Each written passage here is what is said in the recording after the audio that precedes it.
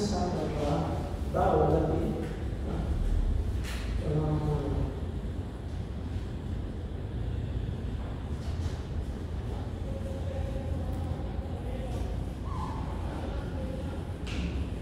Lei natural trata-se de uma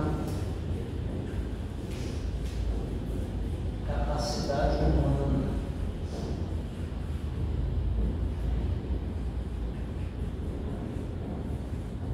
de conhecer o bem e o mal.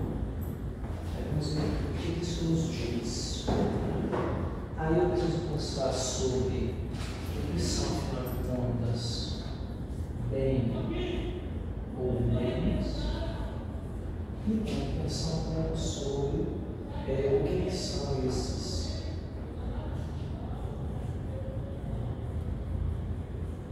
direitos naturais.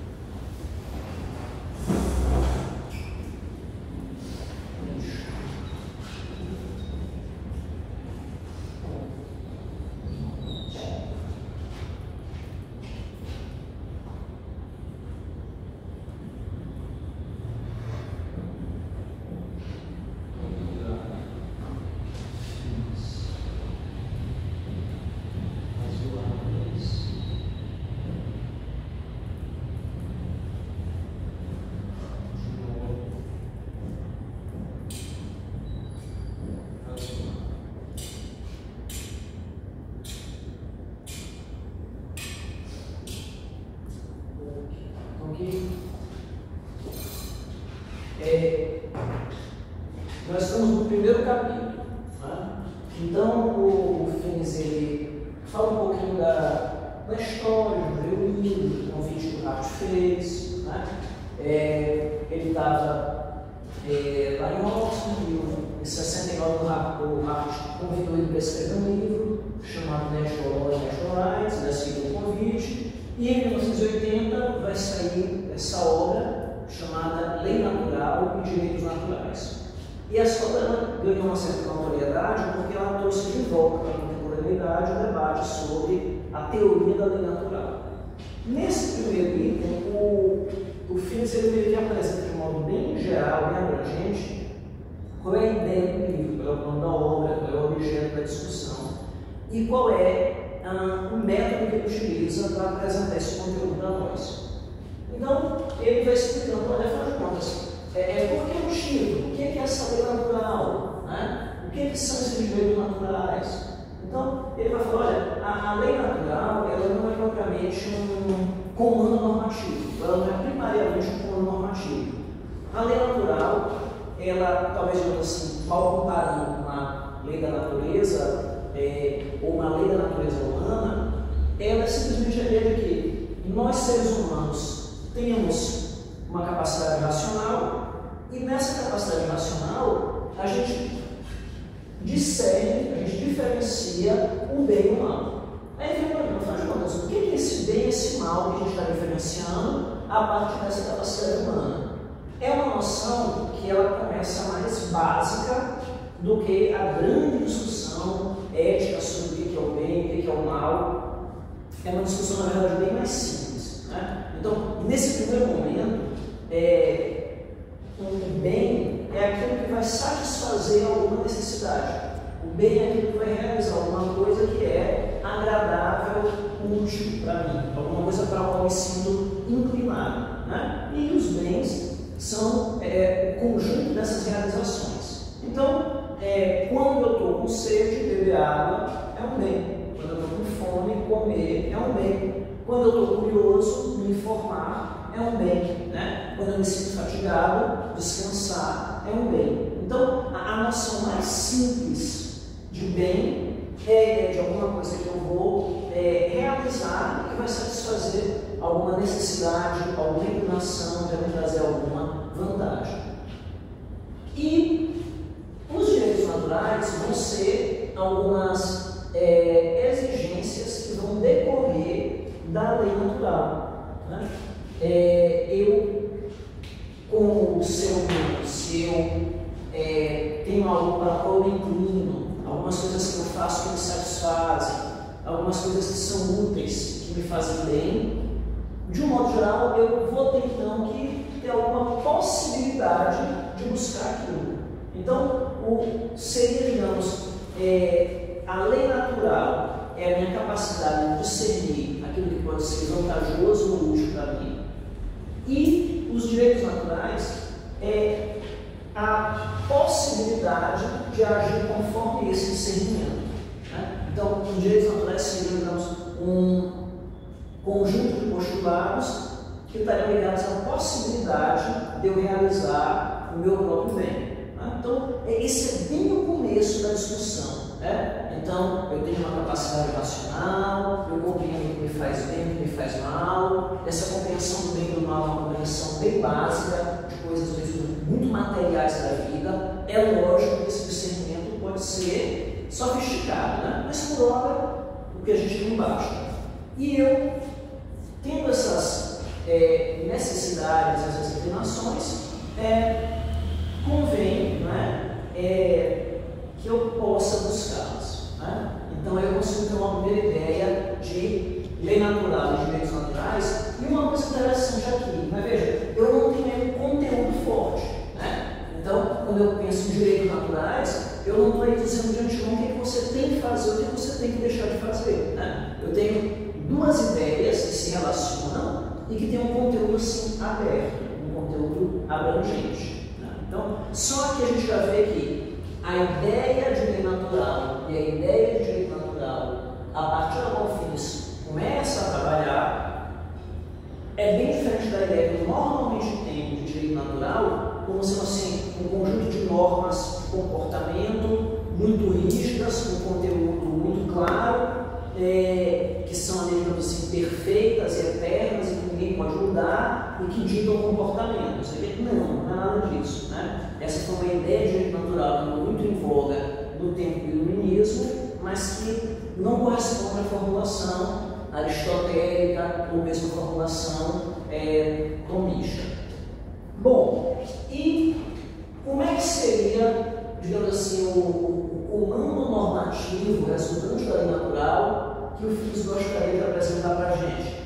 Eles, olha, se eu fosse tentar organizar isso na forma de uma ordem, na forma de uma lei, né, de um comando, seria alguma coisa do tipo: procurar fins razoáveis de modo razoável. Né? Aí aqui já entra uma outra nota de equilíbrio. Né? Veja, procurar fins razoáveis de modo razoável quer dizer, você tem que buscar finalidades que são apontadas pela sua razão, da maneira que é ditada pela sua razão.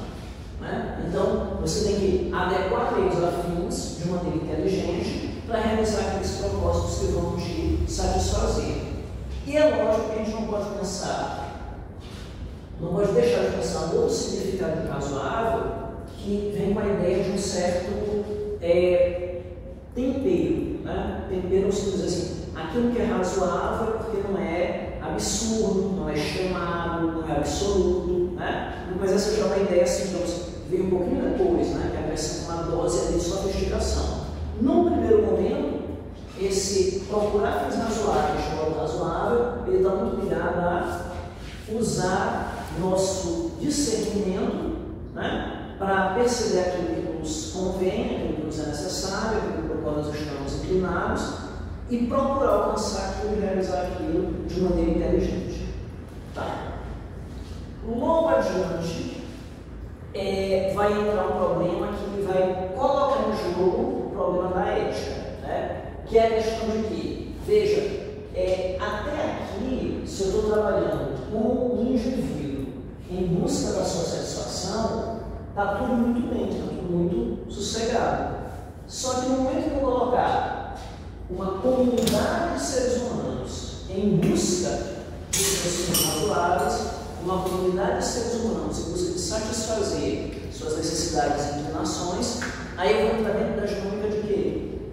Eu posso ter ali conflito, disputa, competição, divergência de interesses, né? E aí vem a pergunta assim, afinal de contas, como é que é a maneira de realizar meus interesses e minhas inclinações num universo social onde eu tenho outros indivíduos que, digamos assim, são potenciais concorrentes, potenciais parceiros, né? Então, quando entra a figura do outro, né, aí a ideia de lei natural, ela começa a criar um contorno mais complicado, porque aí começa o dilema ético, né? Então, assim, eu vou começar a enfrentar algumas questões éticas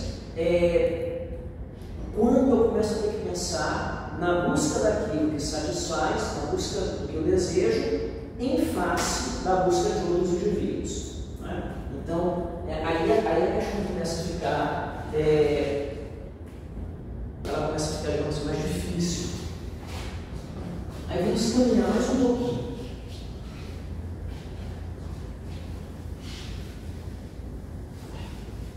Então, fiz um primeiro instante, pedi para limpar esse quadro, toma, isso. Alguma coisa foi cuidada aqui. Certo. Então, veja. Tudo isso aqui eu vou falar de quê? Da obra, do título da obra e qual é o assunto da obra. De um jeito assim, bem geral, bem panorâmico. Aí depois eu fui pensar, como é que eu fiz isso? Né? Como é que essa obra ela foi realizada? Aí o Finos vai colocar ele vai colocar que ele teve uma influência da jurisprudência analítica,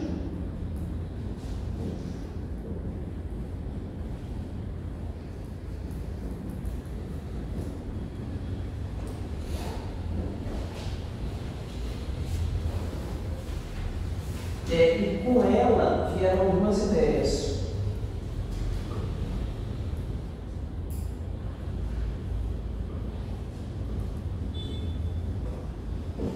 Ponto de vista neutro, uma linguagem descritiva e uma distinção entre ser e dever ser.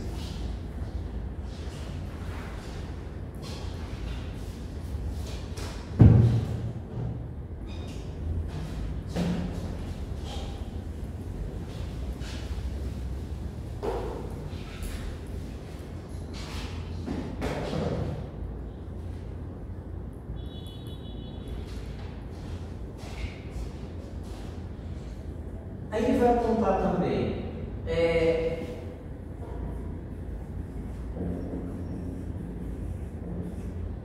lei natural superstição,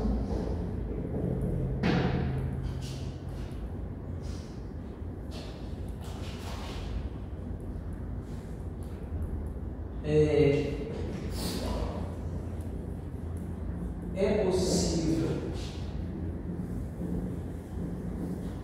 haver várias visões da lei natural?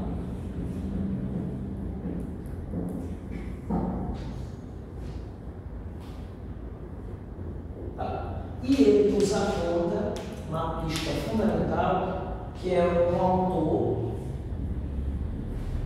chamado Germain Bizet, que escreveu um artigo famoso chamado O Primeiro Princípio da Razão Prática.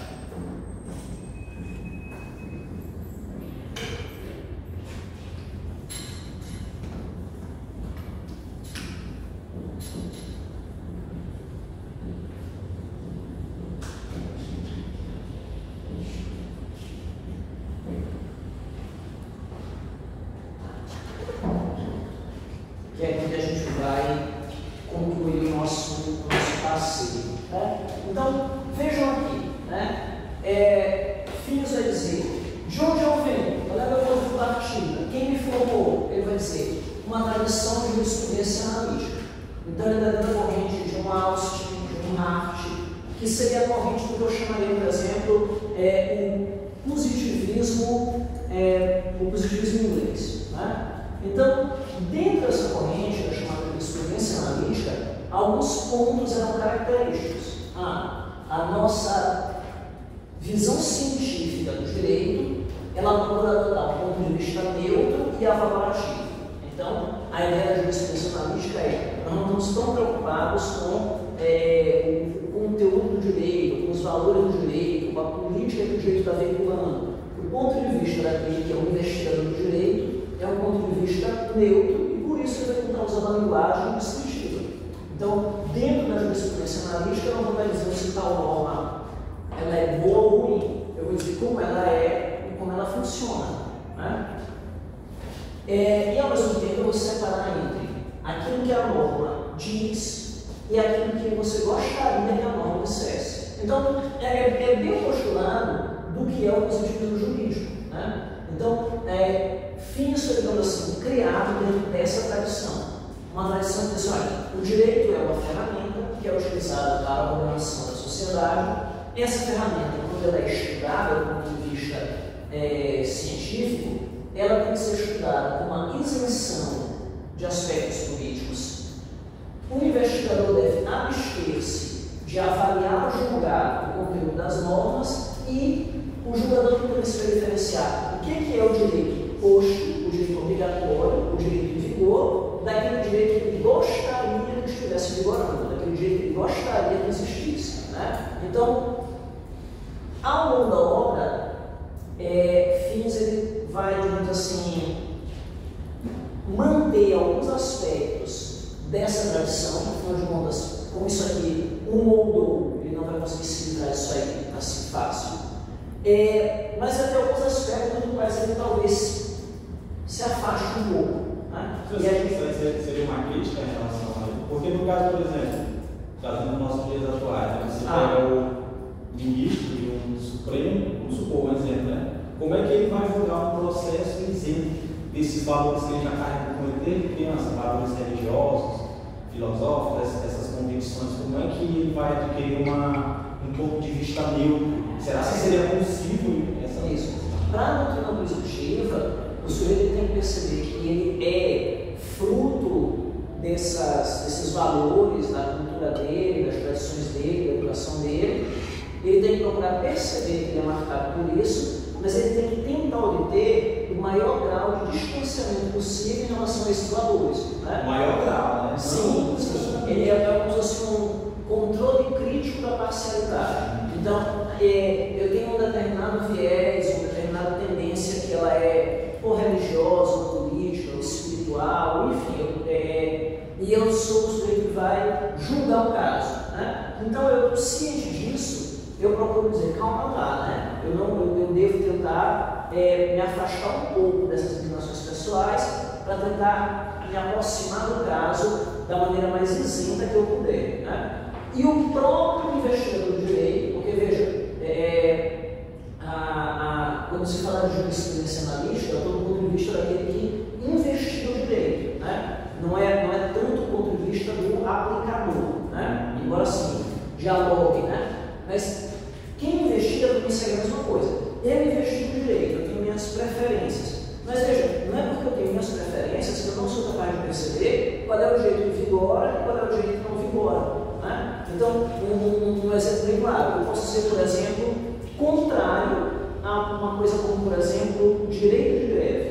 Vamos dizer, de uma coisa que eu discordo, ou que eu não acredito nela, ou que por qualquer motivo eu sou contrário. Né? Mas veja, isso não me impede de constatar intelectualmente que existe no direito brasileiro, consagrado na Constituição, um direito de greve. Né? Então, a ideia é, olha,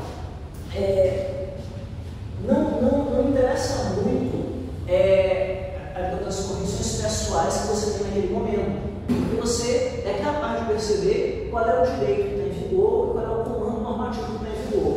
É lógico que quando o comando normativo ele é mais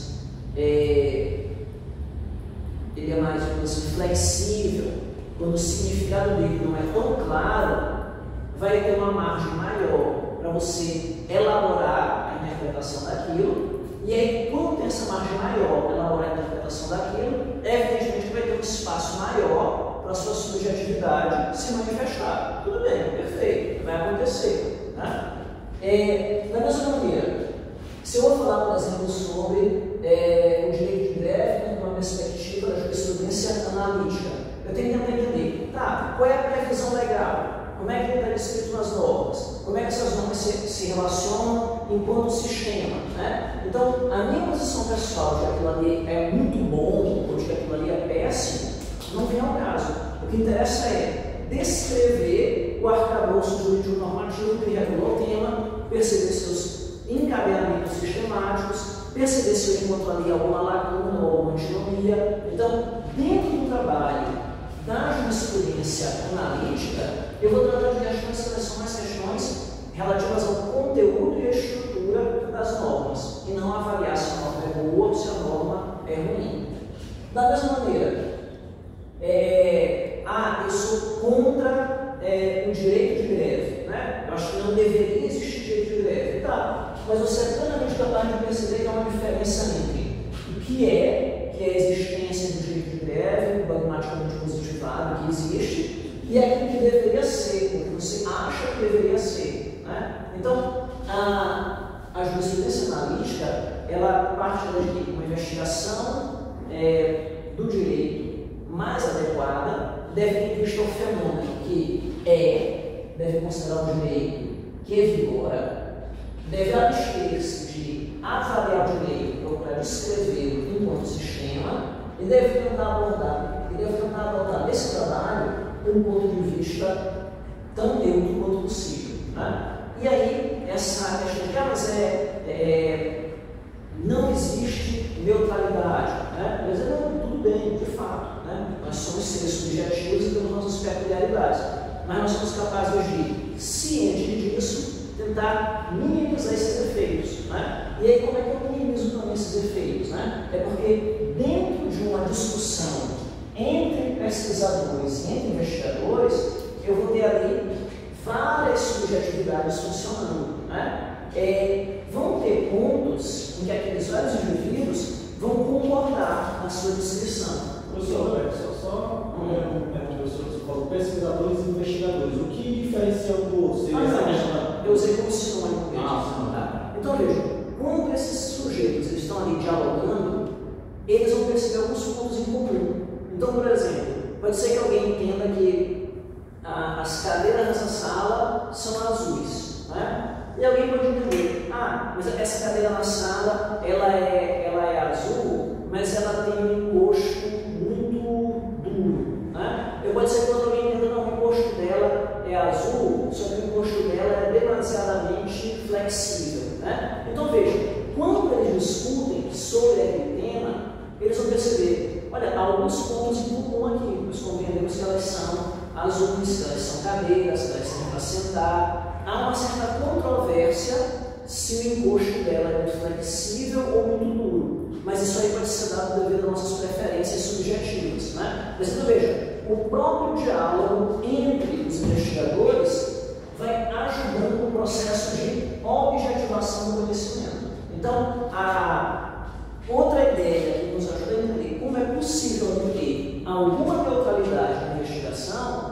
é a ideia de que ninguém investiga, ninguém pesquisa, ninguém faz essa tarefa isolado. E a verdade que o sujeito chega isoladamente, ela não é tão boa quanto as conclusões que ele se pode chegar por meio de quê? Do compartilhamento dessas visões, né? Das discussões. Né? E aí é por isso que parte do trabalho dentro da academia, parte do trabalho científico eu apresento as minhas conclusões, eu apresento os meus achados, para que aquilo ali seja discutido e eu vá encontrando o que é, digamos assim, solo comum, o que é compreensão compartilhada. Né? E aí eu consigo uma maior objetividade em relação àquilo que eu estou estudando. Agora vejam, isso aqui não é o projeto de fins, nem é o método de fins. Isso aqui é bem interessante. Isso aqui ele está nos dizendo, olha, de onde é que eu vi, dentro de qual tradição eu me encontro. Dentro dessa tradição, eu comecei a estudar lei natural, teoria da lei natural, eu comecei a estudar isso. E eu precisei fazer algumas aproximações dessa postura metodológica em relação ao meu objeto de estudo. Aí ele vai, nas partes que se seguem, ele vai explicar, afinal de contas, como é que vai ficar o meu método de trabalho, levando em conta de onde eu venho e levando em conta meu objeto de estudo. Né? Então, aí vejo, isso eu acho dele de uma inteligência e uma sinceridade que eu acho muito interessantes, né? Que é ele justamente se situando, né? Olha, eu não sou um observador que estou aqui do nada prontinho, perfeito, para estudar isso aqui, entender isso aqui. Não, eu fui formado dentro de uma certa tradição. E quando eu me confrontei dentro dessa minha formação, né, que constituiu ele como investigador, e diante do meu objeto de pesquisa, eu tive que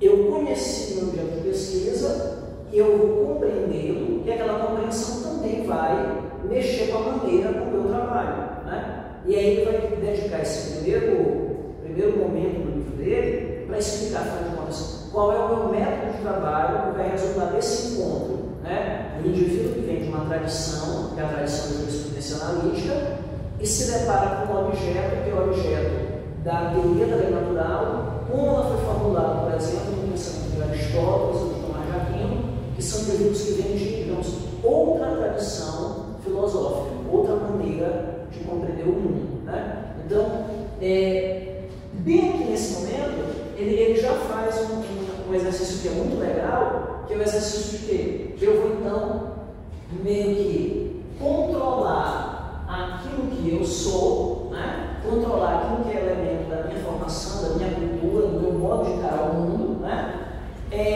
Para que aquilo ali perturbe menos a maneira como eu vou encarar o meu objeto de estudo. Né? Então, assim, ele está fazendo um pouco desse exercício que é engraçado isso, né? Que a própria jurisprudência eu convidaria a fazer, né? Controla a sua subjetividade tomando ciência dela, né? E controla a subjetividade dando a conhecer aos leitores o seu ponto de partida intelectual, porque aí os leitores também vão ajudar a calibrar o discurso.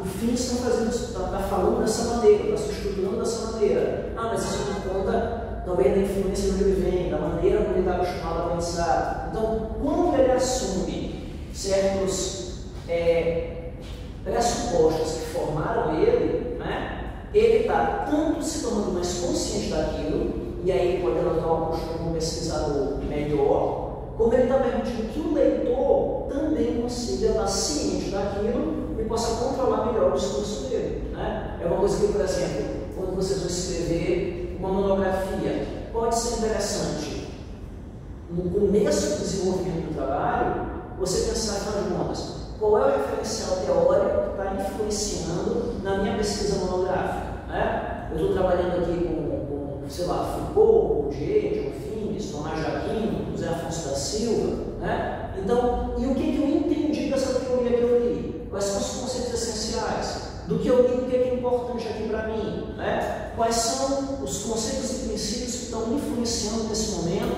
em que eu estou fazendo essa pesquisa? E quando você coloca isso no começo do trabalho monográfico ou até de um artigo científico, você está primeiro tomando consciência daquilo que você é enquanto observador e permitindo que o seu leitor também entre naquele universo e possa avaliar melhor o seu trabalho. Então é uma possibilidade de um engajamento mais maduro nessa tarefa de diálogo que é o que constitui a ciência. Aí, para terminar, ele coloca algumas perguntas e uma influência. Né? Então, a primeira coisa que ele coloca, lei natural é uma superstição, porque ele vai explicar, será que faz sentido eu descrever sobre lei natural? Né? Eu estou já no final do século XX, né? E a gente está acostumado a ver nas faculdades que lei natural é um direito que foi dado por Deus, né? É algo perfeito, é algo imutável. Né? Será Será que isso não é uma coisa obscura, que até atrapalha os indivíduos de pensar, de desenvolver seu raciocínio? Né? Aí ele vai dizer não. Né? A lei natural é um produto racional, uma construção muito razoável, muito equilibrada e muito convincente. E ele vai, no capítulo 5 do livro, fazer uma defesa da lei natural contra vários ataques que ela sofre. Né? Então, aí é outra coisa boa que ele faz comigo. Eu estou tentando resgatando aqui um tema polêmico, que é o estudo da teoria da lei natural. Eu sei que é um tema que já foi, digamos assim, muito combatido pela doutrina positivista. Né? Então, eu acho que para escrever minha obra, convém que eu, primeiro, explique de onde eu vim, explique o meu método, como é que eu trabalho, como é que eu vou fazer, e no momento seguinte eu explico por que o meu objeto de estudo ele é um objeto de estudo interessante, por que ele se sustenta, por que é uma discussão do ponto de vista jurídico e filosófico, uma discussão que vai acrescentar ao conhecimento jurídico, à compreensão do direito. Né? Então, ele vai fazer isso no próximo capítulo que a gente vai trabalhar. Né? E aí depois ele pergunta, é possível haver várias visões da lei natural? Aí mais coisas ele vai colocar assim. Né? Então, é evidente que eu vou ter a lei natural de Aristóteles, eu vou ter a lei natural em Agostinho, eu vou ter a lei natural em Aquino, eu vou ter lei natural em Francisco Soares, eu vou ter lei natural nos iluministas, né? Eu vou ter lei natural em Rousseau, em Locke. Né? Então, assim, podem existir várias visões da lei natural. Né? E ele quer trazer a teoria da lei natural como ele a compreende. Então, ele vai dizer, olha, eu não estou querendo fazer um inventário de todas as teorias da lei natural que existiram, não é meu objetivo. O que eu quero apresentar é a minha investigação a partir de certos textos clássicos sobre o que é a lei natural e como ela pode ajudar a explicar o fenômeno do direito e da vida em sociedade.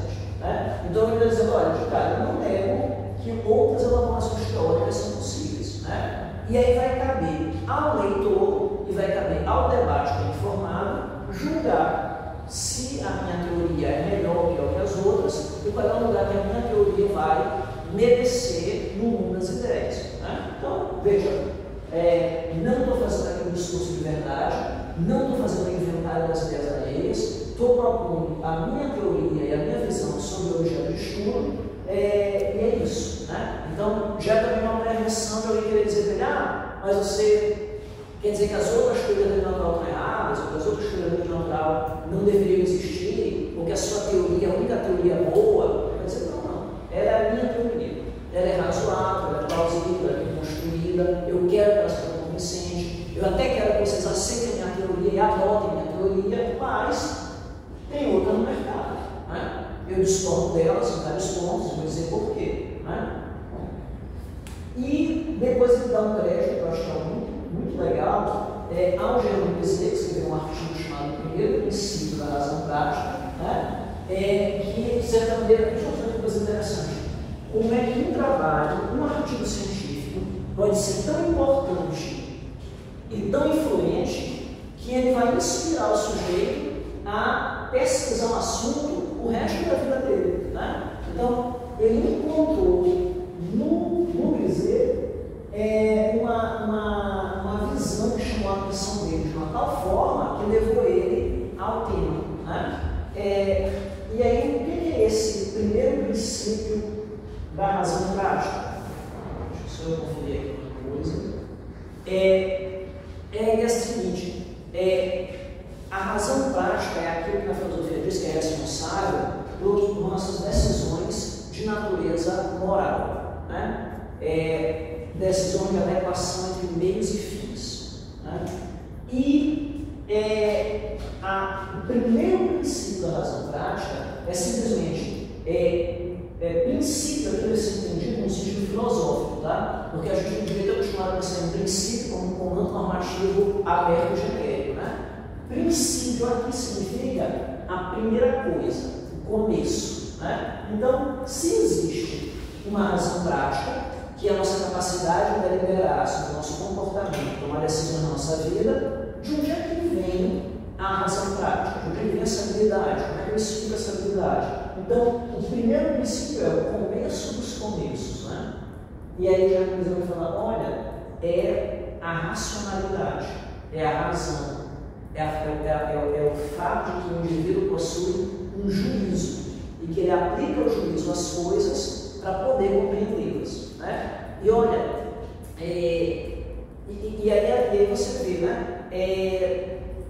Não tem uma natureza normativa, não é um comando. Veja, ninguém pode, por exemplo, mandar você ser um ser racional, né? Porque isso é da natureza humana, você não tem como escapar disso, né? Até para elaborar que você não é racional, ou não quer ser racional, ou não gostaria de ser racional, você tem que elaborar isso utilizando a sua capacidade de julgamento, o seu juízo, né? Então, ele vai dizer que esse é um bom ponto de partida. É aqui que começa a capacidade humana de deliberar, né? O fato de que a gente possui um juízo e utiliza esse juízo para resolver problemas. Pronto, esse é o primeiro princípio. E aí depois ele vai juntando, né? E aí o Felipe vai fazer isso no livro, vocês vão ver. Ele vai juntando outros blocos de peças que vão explicar como é que opera o nosso juízo em face de necessidades e desejos, realização humana, outros indivíduos, vida em sociedade, uma sociedade bem ordenada, a ideia de que os indivíduos vivem juntos para poder crescer e exercer seus potenciais em plenitude, né? Então ele vai juntando os elementos que vão ajudar a explicar como é que funciona ou como é que poderia funcionar uma ordem jurídica de uma comunidade bem ordenada, né? Então tudo começa com o primeiro princípio, né? Que é a capacidade de tomar decisões com emprego da nossa inteligência, né? Então tá. Então, bom, por hoje a gente vai ficar por aqui, tá bom? Agradeço a atenção de vocês, tá? Na próxima semana, então, a gente retoma esse capítulo, tá legal?